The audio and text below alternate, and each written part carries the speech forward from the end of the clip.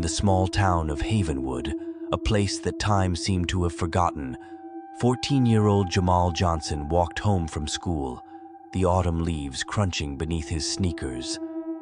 It was a day like any other, except for the strange, smooth rock he found glistening under the fading sunlight in a deserted alleyway. It was unusually cold to the touch and had an eerie, otherworldly glow that intrigued Jamal. He picked it up, turning it over in his hands. It was heavier than it looked and seemed to hum faintly. He decided to take it home, thinking it might be a cool addition to his rock collection. Little did he know, this seemingly innocent decision would plunge him into a nightmare beyond his darkest fears. That night, as Jamal slept, the rock began to pulse with a sickly green light. The air around it shimmered, distorting the shadows on the walls.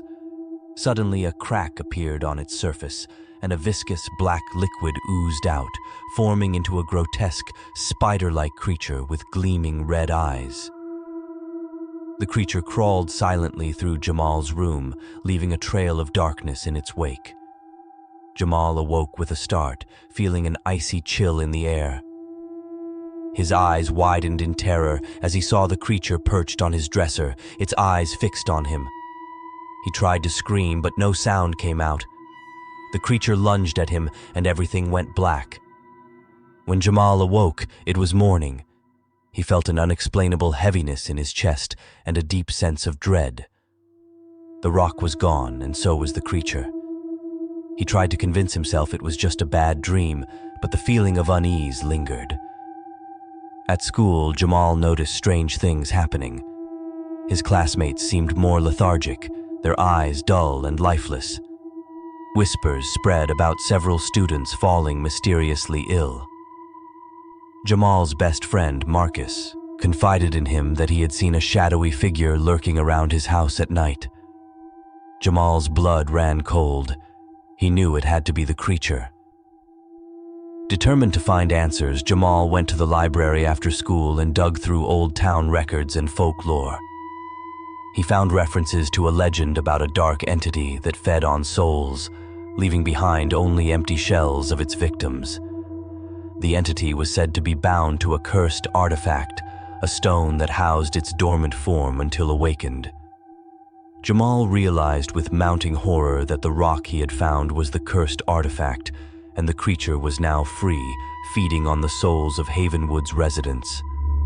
The legend mentioned a way to destroy the entity. It could only be defeated by fire, a cleansing force that could purify its dark essence. Armed with this knowledge, Jamal devised a plan. He would lure the creature to the old abandoned factory on the outskirts of town, a place filled with flammable materials.